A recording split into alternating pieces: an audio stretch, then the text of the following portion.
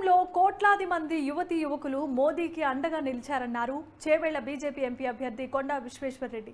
శంషాబాద్లో YNR gardens లో జరిగిన BJYM యువ మోర్చా సమ్మేళనంలో పాల్గొన్న విశ్వేశ్వరరెడ్డి గత 10 ఏళ్లలో మోదీ ఎంతో మంది యువతీ యువకులకు ఉపాధి మార్గాలు చూపించారని కొనియాడారు.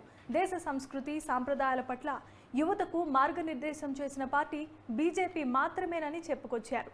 ఈ ఎన్నికల్లో మోదీ సర్కార్ను అబాసుపాలు చేసేందుకు ప్రతిపక్ష పార్టీలు కుట్రలు చేస్తున్నాయని ఆరోపించారు. కాంగ్రెస్ అభ్యర్థి రంజిత్ రెడ్డికి యువకులంతా బుద్ధి చెప్పాల్సిందిగా కొండా విశ్వేశ్వరరెడ్డి పిలుపునిచ్చారు.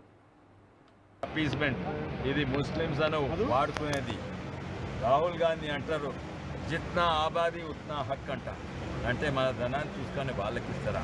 నేను పాపులేషన్ ఫౌండేషన్ మీద ఉంటుంది.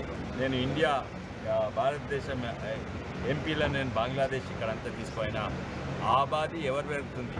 బంగ్లాదేశ్లో ఇస్లామిక్ కంట్రీలో పెరుగుతలేదు. అన్నిట్లో బెస్ట్ పాపులేషన్ కంట్రోల్ బంగ్లాదేశ్ ఉంది. అన్నిట్లో బెస్ట్ పాపులేషన్ కంట్రోల్ సౌదీ అరేబియాలో, దుబాయ్లో, మరి పాపులేషన్ కంట్రోల్ మరి పాకిస్తాన్లో ఉన్నాయి. కానీ ఇక్కడ ఆబాదీ పెంచుకోవాలి ఎవరు? నిజంగానే మన ప్రథమ హక్కు అంట వాళ్ళకంట మన ఆస్తులను పంచుకుంటాం.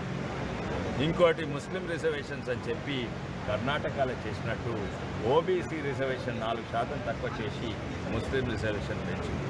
అది రాజ్యాంగం వ్యతిరేకం. మేము అందరినీ సమాన రాజ్యాంగ వ్యతిరేకం కదా, ముస్లిమ్స్లకు కూడా నష్టం. ఎందుకంటే ముస్లిం మతపరంగా రిజర్వేషన్స్ పెడితే అన్నిట్లో ఎదిగిన ఎడ్యుకేటెడ్ ధనవంతమైన ముస్లిమ్స్లకు లాభం, కానీ పేద ముస్లిమ్స్లకు లాభం కాదు. వాళ్ళు ముస్లిమ్స్ అని ఓట్ బ్యాంక్గా వాడుకుంటే మేము ముస్లిమ్స్ అని ఆదుకుంటున్నాం. ఈరోజు చూడండి, ఏ పథకం మోడీ చేసినా కూడా అది అందరికీ సమానము. కొన్నిట్ల ముస్లిం సోదరులు ఎక్కువ వాడుకుంటారు. ప్రధానమంత్రి ఆవాస్ యోజన 31% ముస్లిమ్స్ వాడుకుంటున్నారు. శాతంలో పర్సంటేజ్ చూస్తే హిందువుల కంటే ఎక్కువ.